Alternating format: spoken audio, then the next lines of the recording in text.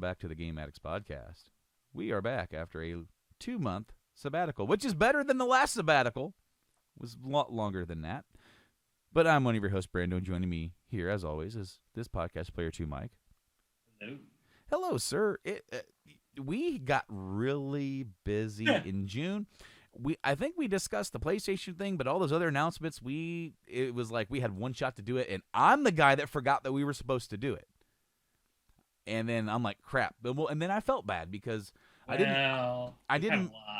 We did. We did have a lot going on. But I'm the one, because we were walking to our cars from work, and you're like, hey, we're still on for today, right? And I went, oh, crap. We didn't talk about it all day until that point.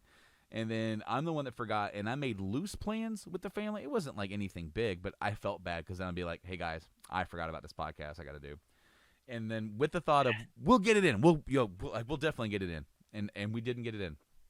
Trip to Japan, and then you had all of that prior to debacle. And then after Japan, we were ultra busy. Yeah. And then before that, we had shutdown. Yeah. So 12-hour days, 7 days a week. It's been nonstop. We're in a little bit of a lull right now, but we're like in this weird spot where it's like you are. Like, well, yeah, no, you're not. But it's like we're in this weird spot where we're almost busy, but not busy, and we're almost waiting to be busy. It's weird. However, you mentioned Japan. I did get to go to Japan at the end of July for my work, and I got to do some stuff on my own a little bit here and there while I was there. And I'm bringing back the segment because I haven't added to the collection in a long time. In fact, I've been selling the collection. But stuff over in Japan is cheap for the most part. And I got some stuff from my collection. A lot of the stuff is pretty simple and basic stuff that's not rare to find. But I was there. It's rare for us. It is rare for us. So the cheapest one that I got was the Japanese PSP copy of Crisis Core. This was like 110 yen, which I think like 800 yen's like $5-ish. So it's cheap. That is cheap. You're like 89 cents. Yeah, cheap. Yeah, it's like 89 cents. Like, how are you going to say no to a game you love for 89 cents? I got the Japanese copy of Xenogears RPG on the PS1. This one does come with the manual. My other double disc one does not come with the manual. A little disappointed about it. But, yeah, full on. I mean, some pages are kind of coming out of it, but it's here, darn it. It's an older game, so. I think just these, where the staples meet up, just the last 2 pages kind of ripped through that, or the last 1 page. So I got Xenogears, and then I got Metal Gear Solid, Japanese version. It'd have been awesome if you could find the big box. I did find on the PS3 over there. I found the number one. It was the Metal Gear Solid collection, for the collector's box for that. And then I also found the collector's box on the PS3 version for MGS5, The Phantom Pain. Knowing what I know now and how much my bags weighed when I came back, I would have been good to get more stuff. Right. I was really timid about weight and stuff. I didn't want to get charged. But this Metal Gear Solid also comes with a disc 3, which it's got like the number 2 on it. Mm-hmm. Get it over here. Yeah, you can see it. You can see it. Well, I was showing you, but I was showing I them. know, yeah. I forget. Genso Suikoden 2. So maybe a demo for Suikoden 2 here too, as well. Biohazard. Yeah. Director's cut. It's awesome. You got the Biohazard version. And it is, it's the Japanese version, and it's the single disc Japanese bigger case that they have with the manual on the other side, the disc there. Now, I'm going to ask a question during the middle of this. Go for it. Did they have the big boxes? Because I know that the original came in a big box for Resident Evil. So that is Resident Evil for us. So the big box. I know you got it. I know you got it on hand. That's why I'm asking. I gotta be careful. All right, because I had stuff on top of it. They have a Japanese version. No, the Japanese cases did not look like this. Only North American ones when they came over here. The Japanese, the Japanese have a thicker, like, it's not a normal CD case thickness. Like, it's not a jewel case. Well, yeah, because like here's a jewel case, right? Mm-hmm. They haven't sold children's soundtrack, so yeah. Just in general, they are this is the case they've always had over there, and then their dual disc is just a double jewel case. I just think it's interesting. So so now you have all three versions of that, correct? You have the big box, the Japanese box, and the original box, or not original. Can't say original. The jewel case box. Yeah. Right? Yeah. Somewhere. Okay, so yeah, right here I have my replacement greatest hits director's cut. Yeah. I bought that brand new in 2007. I bought it on eBay. It was still sealed. It only cost me $20 because my original one, my case got destroyed. A lot of my original cases got destroyed just over time, and as much as I tried to take care of some stuff, they would get like stepped on or. Dude, jewel cases were the worst. So it's like, unfortunately, some of my games I just completely lost the jewel cases for. Not the ones that I really cared about, but even like a game like FF7 got beat up, and I replaced the plastic on them when I was able to. No, but I have the original big box Resident Evil on PS1. I have the Black Label director's cut with the that's like the DualShock version, right? Yeah. And then I have the Green Label Greatest Hits DualShock version. And then I have the GameCube remake. I have the physical copy PS3 HD remaster of the GameCube remake. Then I have the PS4 digital copy of the HD remaster of the GameCube remake. So you have almost all copies. I have almost all. I don't have a physical of the PS4, but I didn't really see a need to. You're like sitting there going like, you want it, but it's like I don't have the DS port. Deadly Silence. Yeah. I don't have that one, and I don't have the Saturn one. Right. So who does? Our friend Tim. Yep. But these games, he sent me pictures of that. Yeah, the Xenogears, Metal Gear, and Resident Evil, I think they were all. Xenogears and Metal Gear were 680 yen, still under $5 a piece, and the Biohazard one was maybe just over 1,000 or 900. But on the back, so this is the DualShock version director's cut of Biohazard, and on the back, I'm gonna show the audience first. Mm-hmm. The screenshots there are from the Resident Evil 2 that got completely canceled and rebuilt. So the online community calls that Resident Evil 1.5 because it has Eliza, who is a different character than Claire, and that character ended up getting turned into Claire. And Leon is there, and it's a different. Oh, pulling on my cord here. Hold up. Wait a minute. Something ain't right. Pulled my cord out of the headphone. So the police station has a different design about it. It's more of a contemporary police, like real police station, rather than the museum that got turned into a police station like they ended up doing to make it look more like big and epic and medieval and fucking weird that they did. So I also got some Super Nintendo games or Super Famicom games. I got Link to the Past. It looks so weird. It does. Sorry. It does. It does. I got Final Fantasy V, which was never released over here on Super Nintendo. I got Final Fantasy VI, which was as Final Fantasy III. I got Mega Man X, Mega Man X2, and you guessed it, Mega Man X3. Of course, they're all called Rockman. Yeah. I want to say I can play these on my console if I clip some tabs.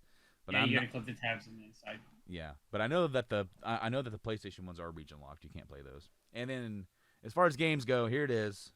To go with my boxed Chrono Trigger is the Japanese boxed. Complete sealed. Well, okay, so here's the deal. It's resealed. It is resealed. So the place where you buy it, they do seal their stuff. Because I bought some CDs back there, and I'm not going to pull them out, but I got like Metallica, Justice for All, which comes with the bonus track. I got S&M. Why? I already own S&M. Well, my disc 2 from being a kid got broken when I smacked it with a hat. Had a metal clip on there, and I was smacking my boombox because it would skip, and I didn't know the disc was up there, and I broke my own disc. So screw me. But I borrowed a buddy's, and I burned a copy. So in my CD book, I just have this burnt copy of disc 2 S&M. Back in the day when we bought, people would pick it and we burned discs, dude. I remember that. Yeah, man. You bum off your friends, right? That's how I got Hybrid Theory. It's how I got Down with the Sickness. You know, I did get Drowning Pool Center, so like some of them burned that off of me. So like we all got different stuff. We just burned it off each other. Yeah, that's what we did too.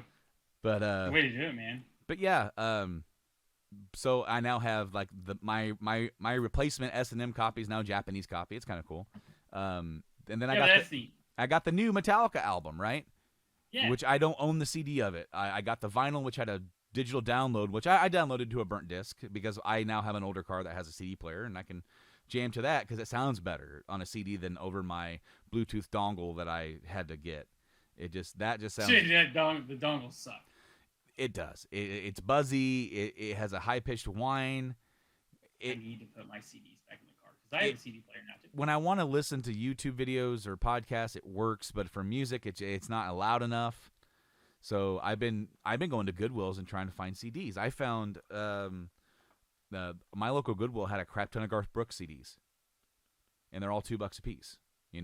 I found Trivium. I found Bullet for My Valentine. I found. What'd you find from Trivium? Oh fuck! Which one was it? It was the one after show. It was the one that David Draymond produced. It was the one after Shogun, but I can't remember the name of it now. Blaine does. If he's listening to this, he knows exactly which one I'm talking about. He's out here going, I know! What's wrong with you two? Well, he doesn't like that album because it just seems a little bit more streamlined and like more like he's singing like David Draymond and less like himself. I didn't think that it like sounded that bad. Like, I'm also not the biggest diehard Trivium fan, but I like their stuff. It's it sounds pretty cool. I'll know it as soon as I see the cover. It's in the damn car. Ascendancy? No. That's the 05 one. In Waves. Then you have In the Court of the Dragon, and then The Crusade. Those are the early Vengeance ones. Falls. Vengeance Falls? Okay. It was the one after In Waves. 2013 one. Yep. Release. Yep. So I found that one. I found The Best of Scorpions. So like it just like I just stop in Goodwills every once in a while, and most of the time you just get gospel and crappy country and crappy pop and rap. Does he like Silence in the Snow? I don't know. See, I have not listened to. I think I listened to Silence in the Snow. It's the ones after that. I haven't listened to the ones after that. In the Court is the new one. I need to In the Court of the Dragon. I need to listen to that one. Yeah, so I'm 3 albums behind on them. Anyways. Yeah. Yeah. So that Metallica CD, brand new CD, it was like resealed, because this place was like book off. It's like a Goodwill over there, but it's like a mix between like a Goodwill and the way they have stuff cataloged and everything. It's kind of like a disc replay or a game exchange here in that respect. They have music, they got movies and DVDs and games and statues and which clothes. Is awesome. Ooh, I should have asked you to find me a Metroid statue. I did not see any. And if you would have saw it, that I will be sending you monies. I was looking for Sephiroth because you asked me to look for Sephiroth. I found hardly any video game statues. It was all anime. I love anime too, but my jam. I want that freaking statue old boy had, a freaking Samus. I know from the original Verisuit. So the last thing that I found there, because I found those games, and the funny thing is like some people ask me to look for stuff like Silent Rob asked me to look for Pokemon cards for like 150. It's like they're not released over here yet. They're like it's like a new deck for the original 151 or whatever. Yeah. He asked me to look for that. My cousin asked me to look for that, and every place that I went to that had them did not have them. They were gone. Really? Yeah, they were gone. And like my mother-in-law and sister-in-law asked me to find shot glasses, like just like souvenir shot glasses. I couldn't find them shot glasses to save my fucking life. Could not no, like you could find chopsticks, you could find bowls, you could find stuff like that, but you can't find that stuff. I did find shot glasses though, bud. Really? Oh, did you show me these already? I have not showed you them, and yes, I did. I showed them to you the moment. I was gonna say, I thought you did. Yep, because you were like, "What are You're you doing?" in the car. And I'm like, "You need to look at these motherfuckers," because I found Final Fantasy 16 shot glasses for 90 yen or something like that. So just for about $5. And there's 2 of them. And yeah, they're cool looking. You can't. Mine, you can't. You show it to them. I've already seen it. I can't see it on your camera. So it's hard to see, but there's like gold reflection. It's Phoenix on this one, and then Ifrit on this one. The Ifrit looks good. I like the Ifrit one that you had. And I think they both look good. I was unbelievably stoked. We went to Book Off twice. The first time I got the games, other than Crisis Core, I found Crisis Core while I was there that time. They also had like some other games there, but I was like, I didn't want to like. I was too worried about getting overcharged for like weight and stuff.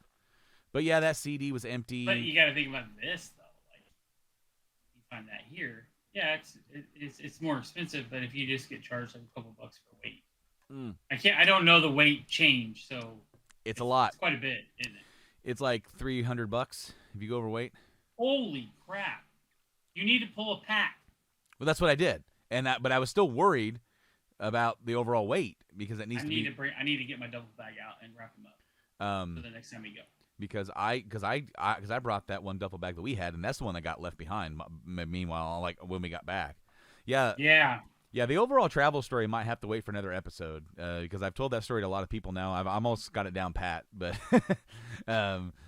because I've told it so much now. But no, it was a cool trip. I got to see a lot of cool stuff. I got to go to a completely foreign country, not like it's the first foreign country I've ever visited. I've never been to even Mexico or Canada, and I'd never been on a plane before. So really? I'd never been on a plane. I didn't know before. that. Yeah, like they were everybody at work was making fun of me, and like dogging on me. I mean, they weren't making fun of me, but they were like, first airplane, look at that, yeah. Oh yeah, yeah. Most of the time I was running around, so during that time. I think it's awesome. He looked back at me and smirked when we took off from Indy to go to Chicago. Like, how you doing? I mean, plane's not that big of a deal. No, dude. Like I've traveled quite a bit by train, so I'm like, it feels about the same, almost. I like travel by train a lot better than. As do I. You can look at stuff. Yeah. Like you don't have to sit there like you're looking outside like, cool, I'm looking at clouds, and you can't really see the cities and stuff like that from that altitude. I mean, you can, but it's not like, ooh, I can see that without, whatever. You can't see that stuff. And I can't watch TV. Well, I have motion sickness. Mm-hmm. So like for me, I've flown a lot. So like I literally just knocked myself out. Melatonin and alcohol, my friend. So on the trip over there, like, yeah, I'll save that entire story. We got other stuff we want to talk about. Yeah, we don't have. Travel trip is 179. That's what we're gonna do. 179. This is 178. I'm not sure what we're gonna name this one, but those are some of my pickups. I did find a box set for Linkin Park Meteora, by the way, really cheap, like 600 something yen. Oh yeah, you're talking about yeah. It's got the making of DVD and like a Windows CD, like back when you used to get like wallpapers and stuff that way. Really cool stuff. I mean, I miss all that older stuff. Like you buy something that's like comes with a free background for your computer. It's like, dude, you don't have to do that. And it's just an image. You can literally get the images now for free. You look them up, but you're not gonna find those again like that. No, and also like some bands would put in like different like some of them were like what's called an enhanced CD, where you had the CD on one side, the other side was a DVD ROM, and it had like the music video for like the single, and like maybe it has like some of that desktop stuff, and then Metallica for Saint Anger they released the album. Also, with the album, you had a DVD, which was them playing the songs in the studio. Some of the, so it's just them in their practice space jamming on these songs. It's the first time that, in some of those, only time that those songs ever got played by the band. Like, but they played them all. And what's, a lot of people dog that album for being like really like the drums and the sound and like the overall quality of production, even though that's what they were kind of going for. The sound of the DVD is so much better. Like it still has that that crappy snare, that garbage can snare. Yeah. But it's mixed so much better, and to where it's not like ringing so bad. Where that was the hardest thing. If you're listening to headphones to Saint Anger, you just hear this ringing snare, like keg snare sound, and at some points it sounds cool. You see what they're going for. And other times it's overkill. It's like, dude, really? Yeah, exactly. But that DVD, I don't know if you can still get that DVD if like newer copies of that CD come with it. I think it was only like that original digipack that they released on those first however many millions that they sold, the first 5 million copies or 10, 20. But like the more recent re-releases, I don't think that they come with it. I think it just comes with the CD. But you could find that on like YouTube or something.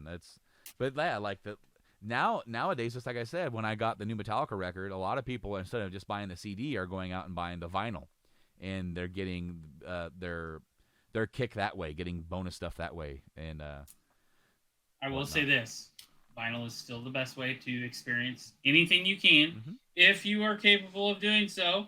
It is the preferred way, but the easement of it, it's coming back. The quality is just. I would like to get one. Yeah. In our current space, it's sure. Well, it's like I had one and I had a space in the back for it, and I would put on records while I was working on podcasts. I'd put on records while I'd be cleaning, and it was awesome. And now I don't have that space, so it's like I'm hungry to get another turntable and space for it. I'm hungry to have my youngest kid, who is damn near feral and gets into everything and anything in his path. As you hear him in the background. Yep. But anyway, I'm anxious for that, because then we can have nice stuff in the living room again without it being destroyed. Right. And I'm hoping that day comes sooner than later. But like, because we both discussed getting like a shelf like put up where we have the turntable and speakers, and we could just bring vinyl out and just play music. I grew up in a house that played music.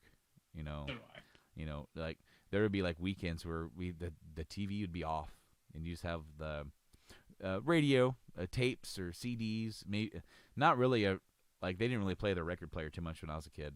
I did, as I dove into their collection. But my dad bought back in the day when they made hi paddle, when they made the first 3-in-1.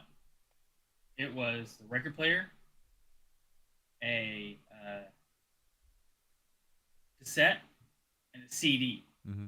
So you had one CD player, 2 cassettes, and a record. But it was like the old. You remember the old? Yeah. Like it was a box. It was as tall as me. Yep. And then the speakers were the same height.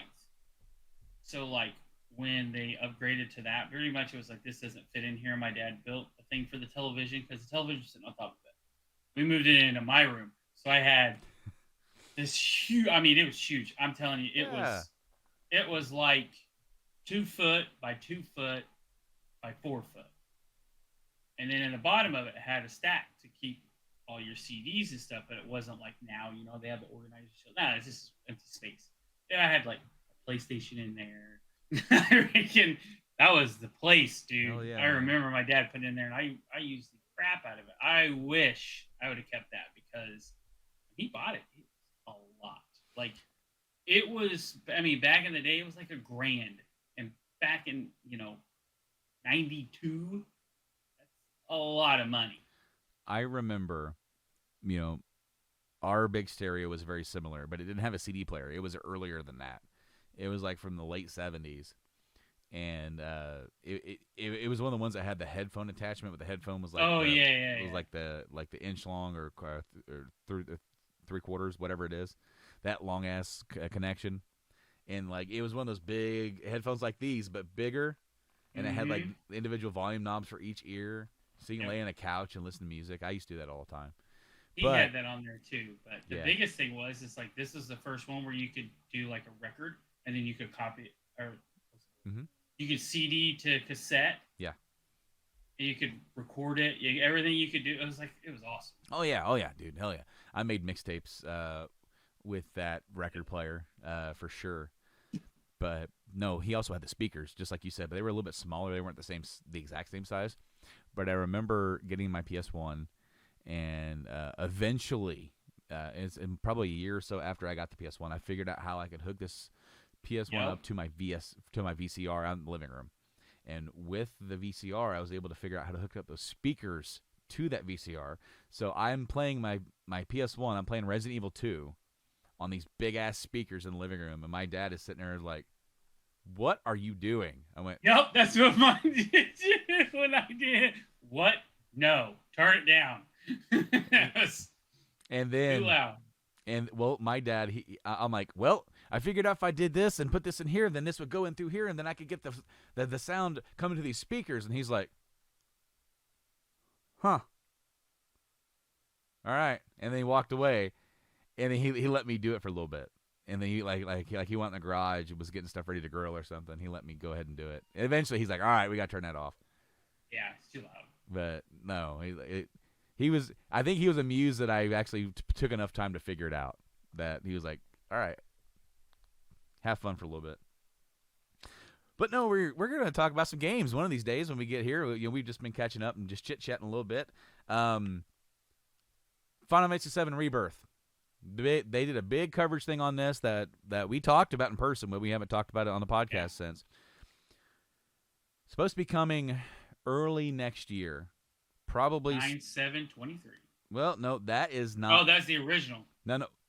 9/7/23 is the Ever Crisis. We're going to talk about that in a second. Yeah. So Rebirth does not have a date yet, but I'm guessing it's going to be March. Right before the end of the fiscal year, because then you're going to have the sale fiscal year for 16 and the beginning sales of 7 Rebirth on the same fiscal report, and it's going to come out looking good for you for a company. Ever Crisis is that free mobile game that they got coming out on the phones, and it comes out on the anniversary of the North American release 9/7 of the original FF7. One of the coolest things about that I'm interested in seeing is that we're going to get to play as young Sephiroth and get to see new stuff from his origin. Before I hope you don't have to pay too much. It's supposed to be. So a lot of free phone games are not free. I know. I did not get in and play the betas, so it's going to be interesting. It's going to be more turn-based type combat, so we'll see how that goes. But Rebirth, we got to see quite a bit. We got to see the whole story trailer for that, as well as include some gameplay, including some Red 13 combat, some Yuffie combat. Tifa acknowledging that like during during Cloud's story or after Cloud's story that he wasn't there. Sounds like she said that she's acknowledging that to Aerith, which is really neat because it shows that she opened up to somebody, and that person would be Aerith, and that makes so much sense when you think about it. Registered for that. We said that, and I was like, I don't think I'm registered for that. I wasn't. I am now. There you go. But I like that. I like that. Like, I mean, there is something to the point where she keeps it all bottled up into herself and just doesn't say anything. But I like that it shows the connection between herself and Aerith. Everybody and all the fans always focus on Cloud and Aerith. Cloud and Aerith. I know. There's Tifa. Tifa is just as close with her, and has almost as close of a connection. You know, she's hit pretty hard by her death as well. Spoilers, but at this point, come on. You better 99. Was it 97? Yeah. Come on. I know. Yeah, but at this point, but it makes so much sense for real sense that in a moment where those two are alone, especially after Cloud's told the story and they're like, and Aerith's like, wow, that was a crazy story. And Tifa's like, yeah, it was. He wasn't there. How does he know all this? And then, of course, Sephiroth telling Cloud basically that Tifa's dead. Yeah. So here's what I like. There's also the scene that opened that showed Midgar in ruins and Tifa, Barrett, and Aerith and Red 13 dead.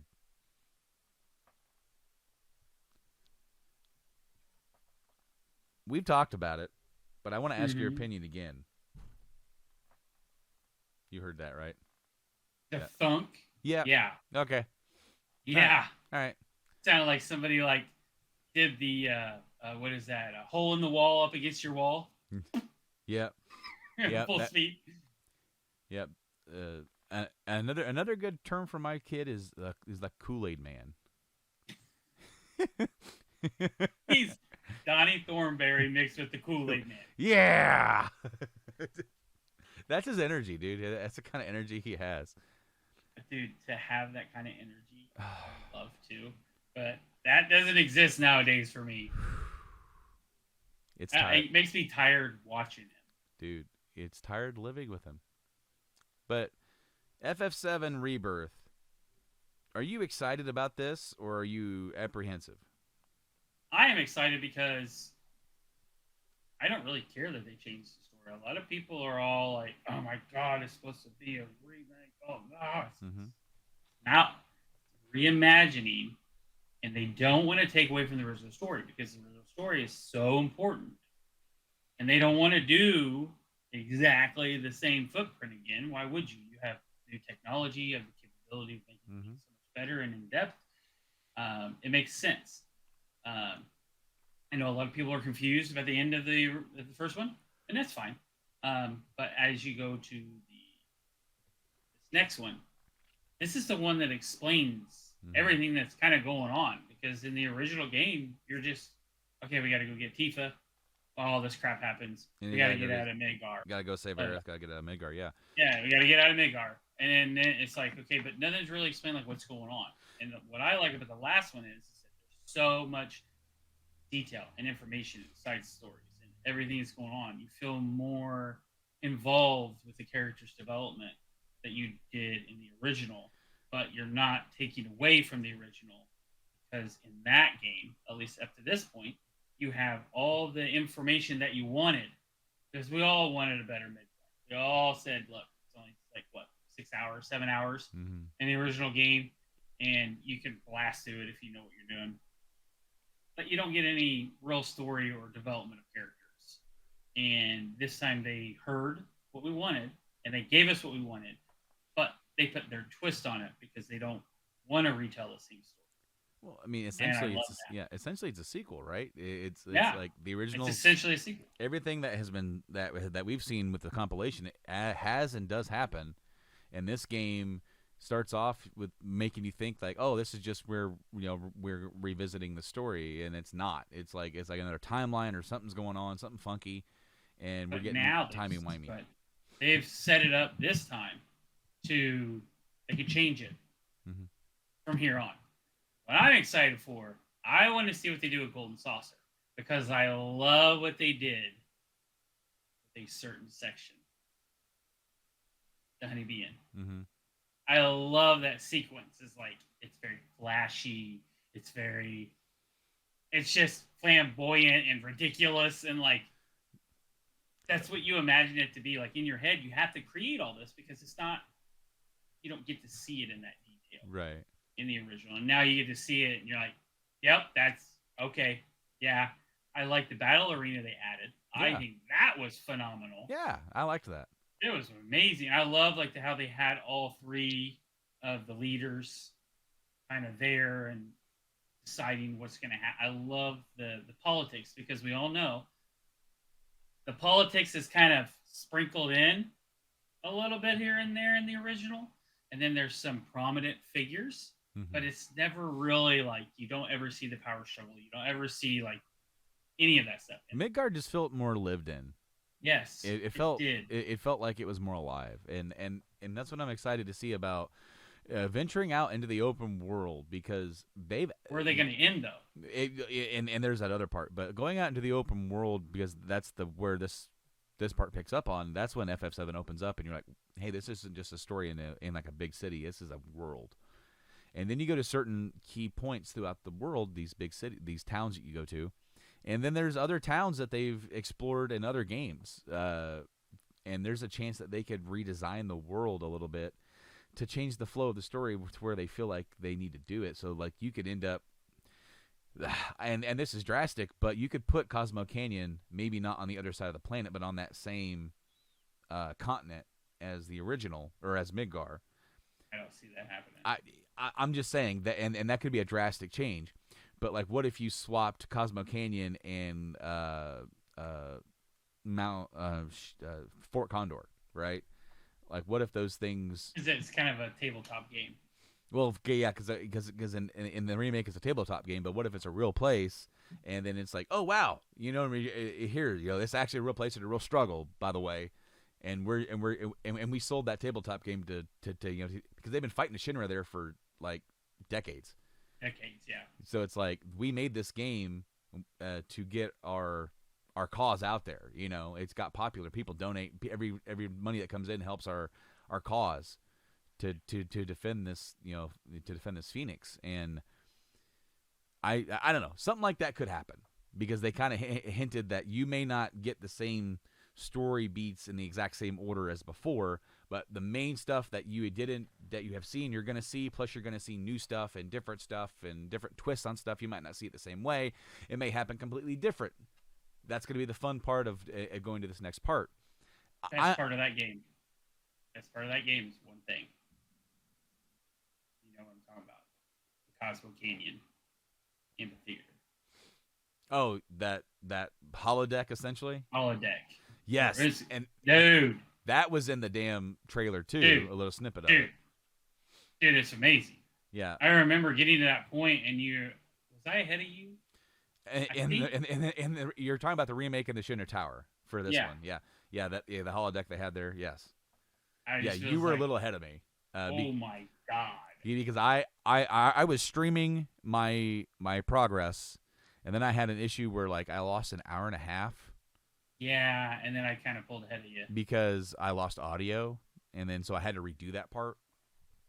And so because of that, like, you pulled ahead of me. But then I think you pulled ahead of me, but then I beat the game before you, like a day or two before you did. Yeah, I stopped at the amphitheater and or at the holodeck, and I was messing with it for a while. Because then I went ahead and pulled ahead and stayed up late that night and beat the game. Yeah. You stayed up a couple hours later. Well, you stayed up like all night, didn't you? Yeah, like I stayed up until I beat it, like, because you said you're only like 2 hours, 3 hours in. You need to finish it now. Mm-hmm.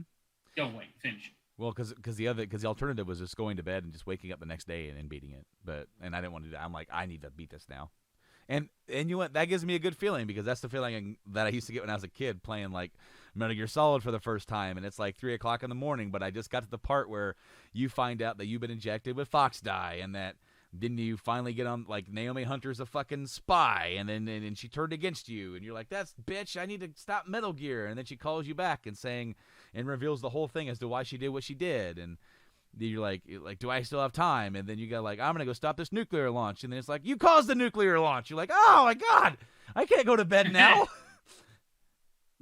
Like so much insane stuff happens right at this time, and I'm like so tired, but I'm like, I cannot sleep. One of the biggest questions I have: are we going to get the mana exposure scenes? The Mako exposure scenes? The Mako, I'm sorry. Yeah, Mako, where he gets overexposed to Mako. See, okay. And him and Tifa Tifa goes in after him.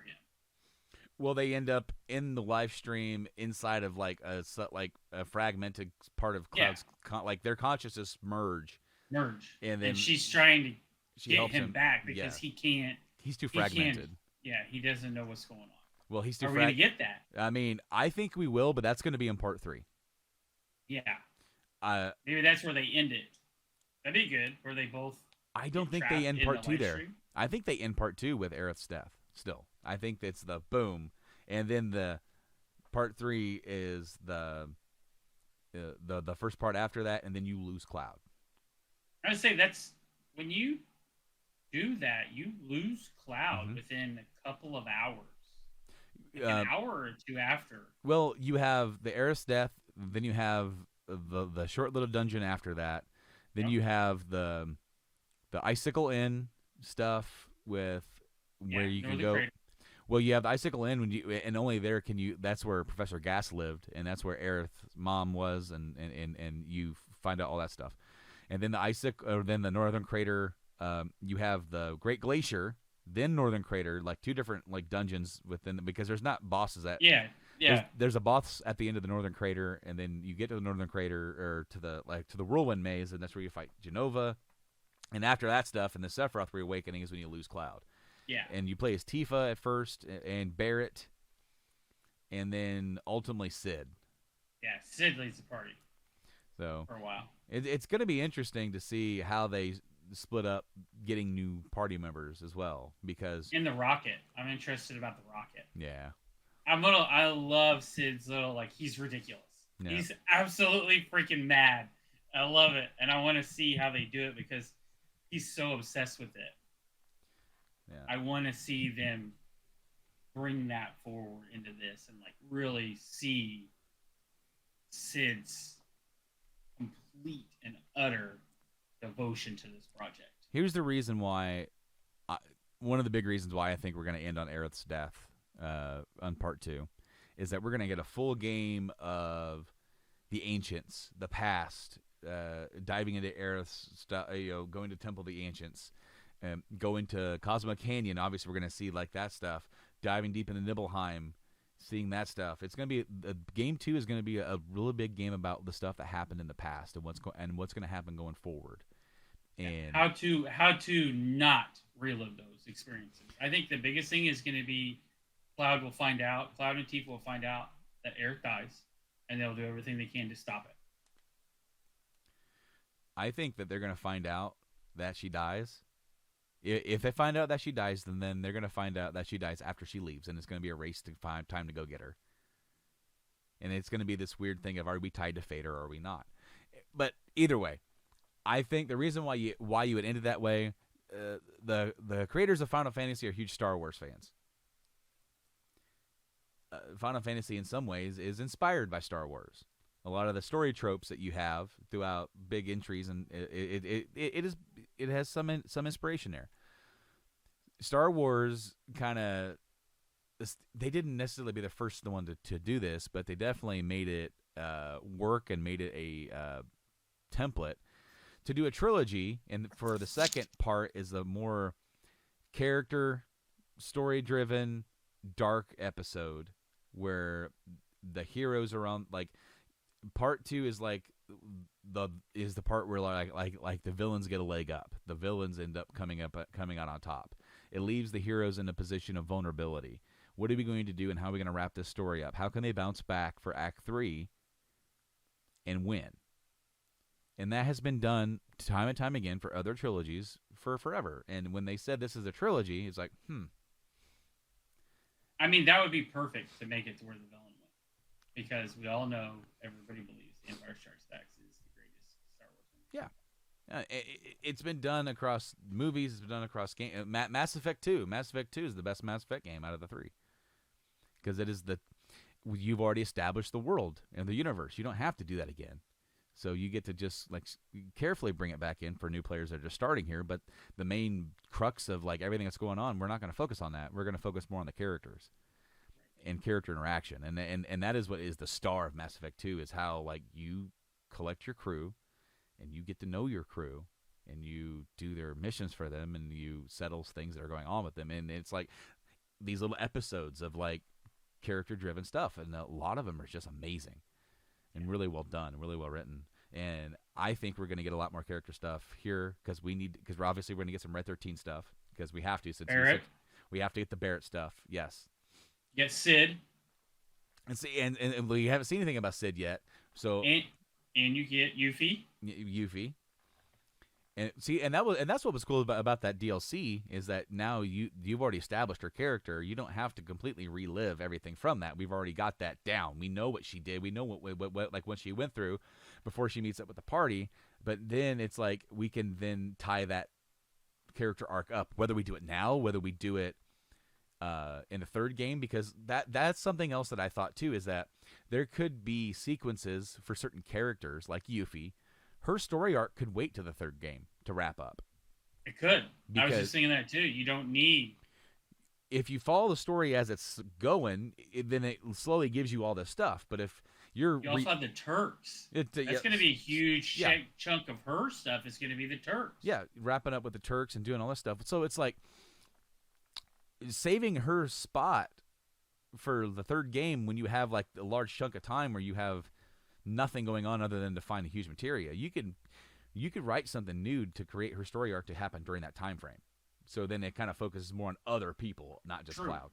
So True. And then you can still do the same thing and make it to where like you lose all your materia, and you're forced to fight whatever that creature experimental. You could do that with other characters too, like Vincent and stuff. You could do that his stuff there. You could do, I mean, obviously that's where a lot of Sid's story arc comes back around to play with them going into space for him. But like, yeah, you could just separate it in a lot of different ways. But I'm super excited for it, and I was really glad to see what we got to see from it. We're going to touch on this real quick because we don't have to talk about it a lot. Xbox, Acta Blizzard. Acta Blizzard? Acta Blizzard. So they offered to sell I just saw this yesterday. Yeah. They offered to sell the cloud gaming aspect of Activision Blizzard to Ubisoft in order to make this go through for the UK. I bet this deal goes through. They're doing everything they can to get it. It's going to happen. At this point, they're still fighting against it in some spots. It's already won here. It's already won the appeal here. They didn't do a very good job. It was the whole thing here. If you were really against it for certain business practices, they made it sound like they were just PlayStation's lawyers. Like it was bad. Yeah. It was not put together very well. We did get to hear a lot of cool stuff about it, like the new Switch and stuff coming that's from. What sucks about that is because they freaking ruin the new stuff that's coming out. Mm-hmm. So, I think it'll go through. We don't really have to talk about it because I just like that is the only new development with it. My only thing with that, I don't care that Xbox takes it because so far everything Xbox has kind of taken, they have, in my personal opinion, they have made it better, or at least brought it back to its original form where we all loved it. Yeah. But you're taking over Blizzard. Like, yeah, Call of Duty. Call of Duty is Call of Duty. It's always going to be Call of Duty. There's really nothing to develop in Call of Duty. But you're bringing in Blizzard that is world renowned for everything that it's ever done. It honestly, other than the heck's that shooter game that they did, that it's okay. I know the name of it. I can't think of it. But you're taking over a massive MMO. 2 now, because technically Diablo is now an MMO. Yeah. I'm interested to see how that is handled. Because right now, Blizzard's not good. They pretty much they're done. They don't care. You know, they're getting bought out. Activision's pretty much whatever. It doesn't matter. So we'll see. But I'm interested to see how that all goes. And the Call of Duty thing is going to be interesting too because PlayStation shot themselves in the foot. It's a big game. It's been getting bigger, surprisingly. So. Yeah, I think it'll go through. The other thing about Xbox, we got Starfield coming up in a few days. And sounds like Starfield of nothing. I don't know. We're gonna find out. So I was at work a week ago, and our old pal Aaron asked me if I was still gaming and asked me if I was going to check out Starfield. I said, yeah, I'm going to check it out. I mean, it's on Game Pass. Why wouldn't you not check it out?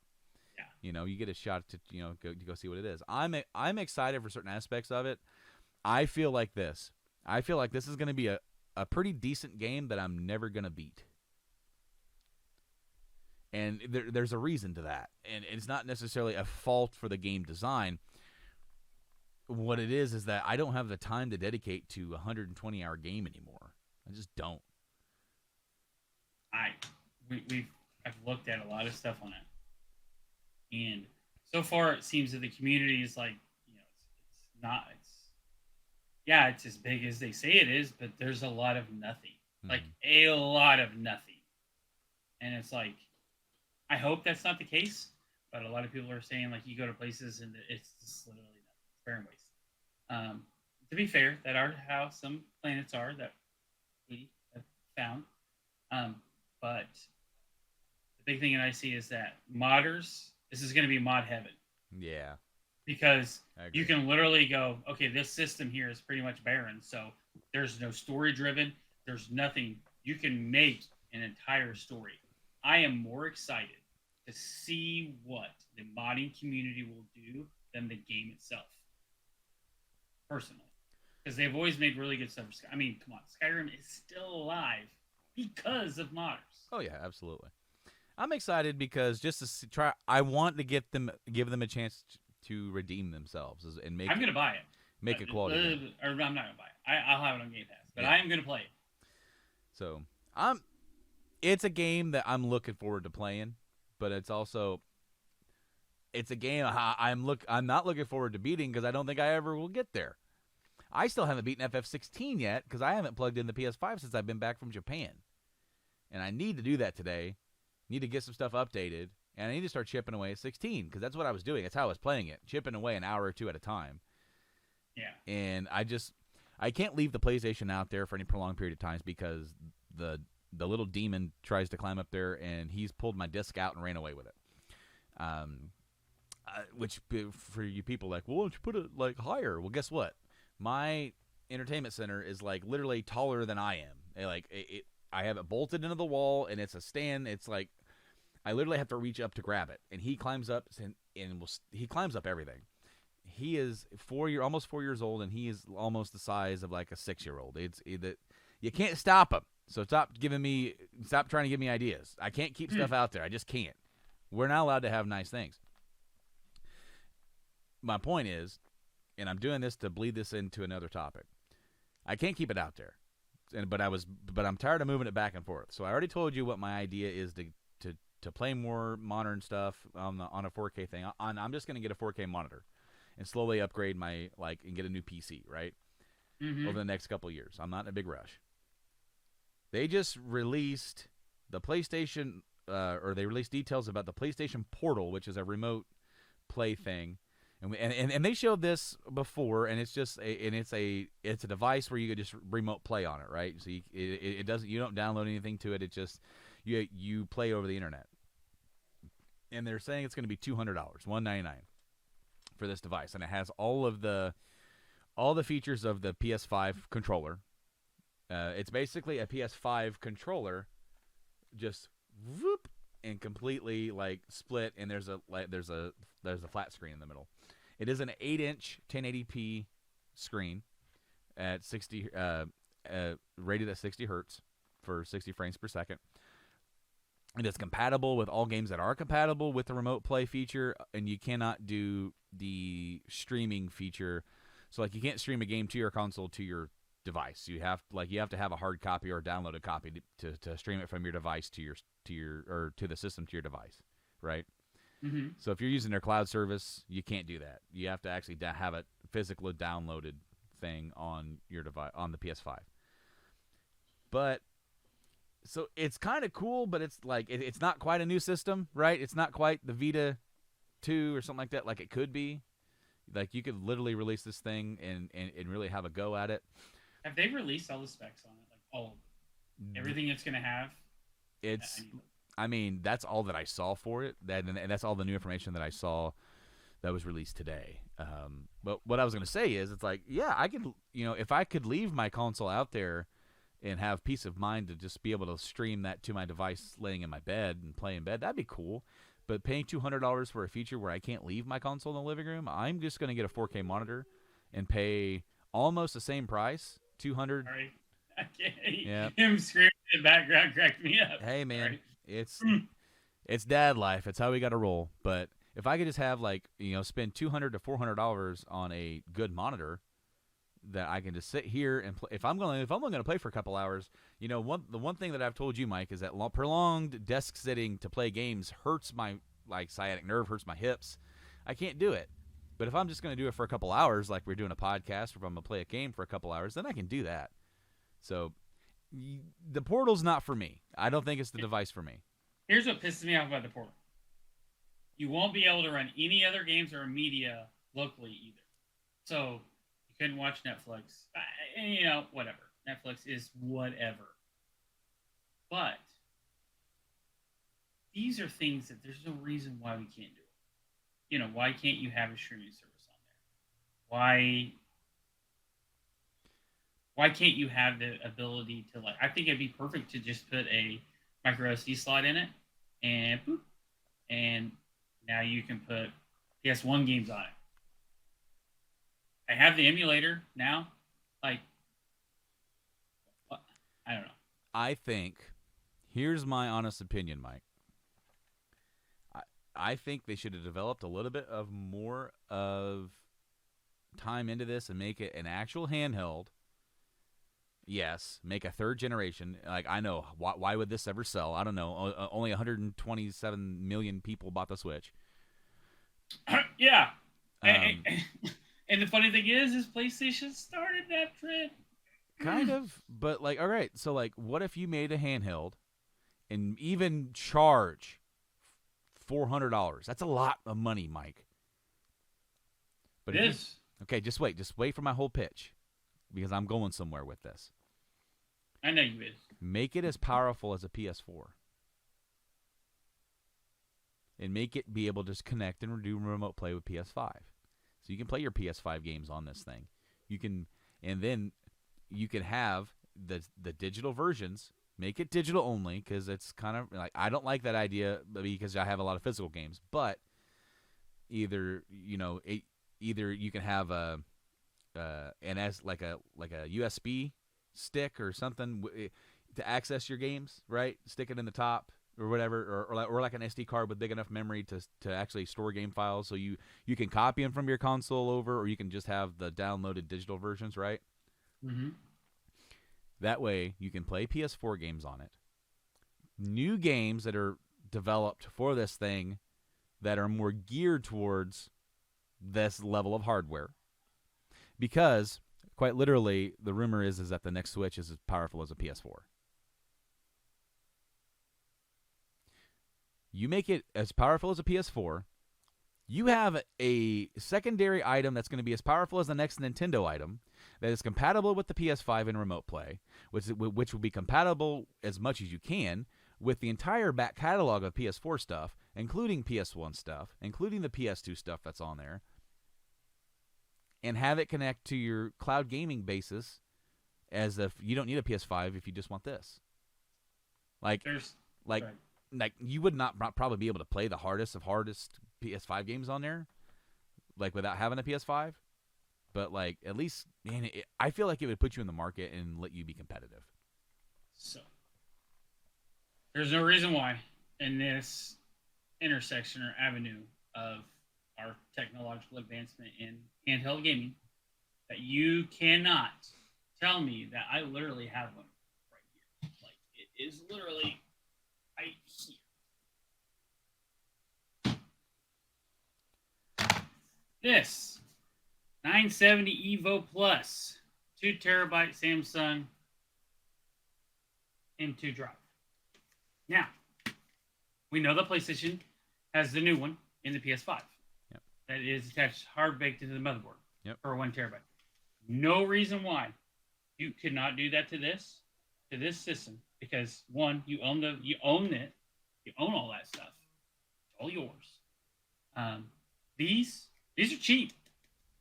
I mean, right now these are cheap. Yeah, dude, they're starting to go down. I want to expand my PS5 memory this Christmas, I think.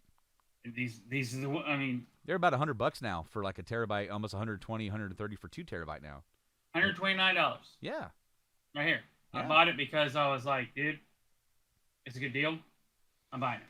I also have a 1 terabyte that I bought for like $50 at $870. So here's the thing. Right here, this is a consumer purchase. So you can buy these as a company for a lot cheaper than what I paid, even on discount. You know, you're talking about $30. There's no reason why you cannot get a 2 terabyte thing here. Mm-hmm. Plug it into the system. You don't have to change nothing. Put it in there. It can literally run all PS4 games, and you can make it download. Then what you do is you open up a PlayStation Store and put on there. You could buy PS4 games discounted. Yep. Now you're taking old stuff you already have. You've already made your money or not made your money, or some of them games are forgotten. Yeah. And now you have the capability of giving it to me in a handheld mode. And boom, now I have everything I need.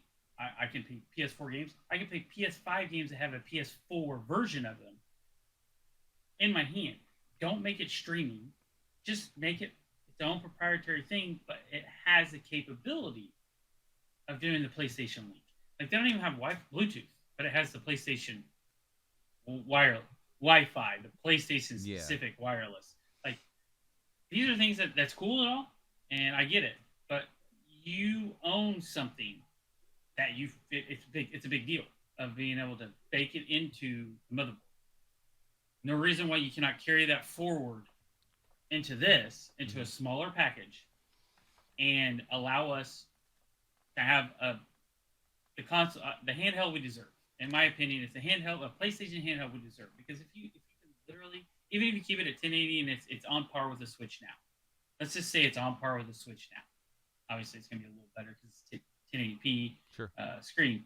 But you're taking over the market. You're an established company. Yeah. And now you're saying, oh, look, you can play all of your PS4 games, everything before that, other than 3, because it's still our processor, and all of, like, Don't Starve, all your third-party stuff. Yeah. It's all there. And you're skipping this golden opportunity to literally come in and just slam your fist down and go, we can do it better. We already have a library. We have 800, 900 games. Boom, here they are. And for a limited time, everything's on sale for 40% off. And you just have a cash flow of stuff that's been forgotten that people are going to buy because they're like, oh, dude, I love that game. I would do it. Oh, yeah. Oh, God of War. Okay. Yeah. $10. Okay. Yeah, $10 for God of War on PS4, which is already it's already like, okay, so think about this. If you were an active PS4 user and now you moved on to PS5, Xbox Series X, right? And then this device comes out and they're like, hey, this is your new PS5 remote play device. And by the way, it's also a completely portable PS4. If you own all this stuff, if you own it digitally, guess what? You can take it all with you right now. If it's physical, it'll be gone. If it's physical, then you got to do a little bit of a USB copy thing where we could put the game data onto this thing, and you have to connect to Wi-Fi to verify that you own the damn game. Right. But they have the C port, so you can do because C port is all it's the C has the information driven, so you can literally plug it into your PS5 or 4 or whatever it is you want to do. You can do PS5 because technically your games should be saved that you own them on the PS5. Yeah. Well, yeah, because so you should be able to plug it in and then hit a button, and it's like, okay, I want all these games put on this. Go. Oh, and by the way, this is a completely portable PS4 with a dock that you can dock and you can use a DualShock 5 controller for. I don't think I would do the dock until later. I would make it I would not sell it with it. I would sell it as an accessory. Some people will get mad that you wouldn't sell it with it, but I wouldn't sell it with it. If you did $300, same price as the Switch, but said every game you already own on PS4, on PS5, some that reverse compatible on PS5 can be PS4. Yep. You will get all these versions today. So, like, I have Tony Hawk Pro Skater 1 and 2. Yep. Dude, I play that handheld. Yep. Okay, cool. Yep. All right. No arguments from me. The PS4 versions of the God of War and was at Horizon, the new one. Horizon. Boom. There it is. PS4 versions of that. Yep. Absolutely. Why would it's a no-brainer. I think they're just trying to skimp. Yeah, they are. And if they do this and somebody needs to come up and basically just walk up and go, hey, We can talk to her blue in the face about what they could do better. Yes, we can. However, they're not too upset because they're making money hand over fist with their console. They're selling a crap ton of PS5s. It's like almost 40. It's like 40 million PS5s, almost probably close to 50 billion by now. And so they're doing good. Like they have nothing to worry about.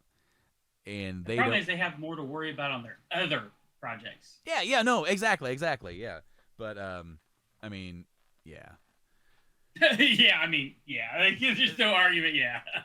I mean, we got other stuff that we're going to talk about, but I think we're going to wrap the show here, and we could talk about the other stuff on the next time. We kind of spent like 25 minutes just reminiscing and just chit-chatting, and that's fine. We needed to do that. We haven't done an episode in a long time. We're going to try and get back in another week or two here for another episode. Talk about the stuff that we didn't get to cover, and by that time maybe Starfield will have come out. Maybe I know Baldur's Gate's coming out on PS5. Tyler, I met up with our buddy Tyler yesterday. He was super excited for that to come to PS5 because he was supposed to have it on Stadia. He showed me that he's getting a Bluetooth dongle for his Switch, and he'll be able to use his Stadia controller on his Switch when it's docked. Because they made that update for the Stadia controllers where you can just use it as a Bluetooth controller for PC or anything that will accept a Bluetooth signal. And he likes the quality of the Stadia controller, and it was a pretty good controller when I got to hold it. I didn't get to play with it too much, but I still like. After a while, I'm still liking this one. He said, well, both him and his buddy Andrew got Stadia, and they got the premium one, so they got like the big Chromecast things. Yeah. So they got to keep the Chromecast, the controller, and they got their money back. I mean, all right. I wouldn't be mad about that. I mean, it's disappointing because you like invested into something, and they're just like, and we did a podcast about that, about Google's habit of like getting into something and it not going right, and not blowing up right away, and then they just, yep, all right, that's done. Netflix says the same thing. If something doesn't go, I mean, look at Cowboy Bebop. Yep, absolutely. That's all we need to say. Cowboy Bebop. Case in point. I love, absolutely wonderful show. I love that show. Not going to do another season because it wasn't in the top 10 for X amount of months, weeks. It's like, dude, it literally was Emmy nominated. Like,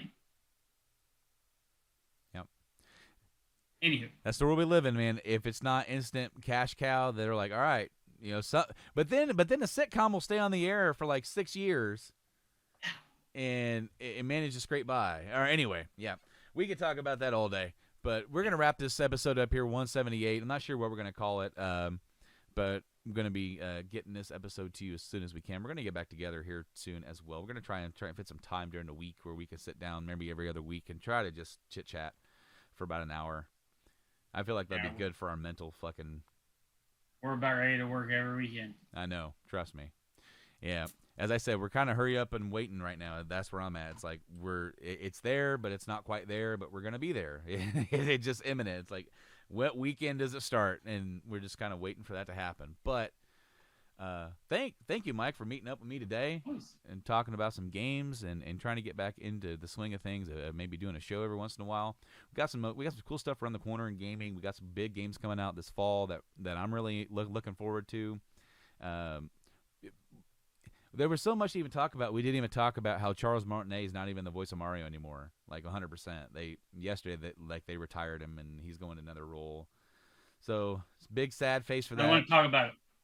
He will not be the voice of Mario for Super Mario Wonder. They've already said he is no longer voicing Mario. I know, man. It's kind of a sad day. He's Mario. He's Mario, but. He's Mario, I've been Brando, and he's been Mike, and we've been the Game Addicts Podcast. You can check us out on all the social media platforms, I guess. I mean, we're there. Yes, someday. You can check out the podcast at GameAddicts.rocks. We're not GameAddictsPodcast.com anymore. We're GameAddicts.rocks. You can check out the website. You can check out the podcast on all the podcast platforms where we're available. We're on Spotify and the Podbeans, and we're on Stitcher. I think, is Stitcher still around? Did they close it down? I don't know. It's been so long, I don't know what's active anymore. We're on YouTube. If you want to see our beautiful faces, you can see the video version that we post up over there as well. But thank you again, Mike. Always.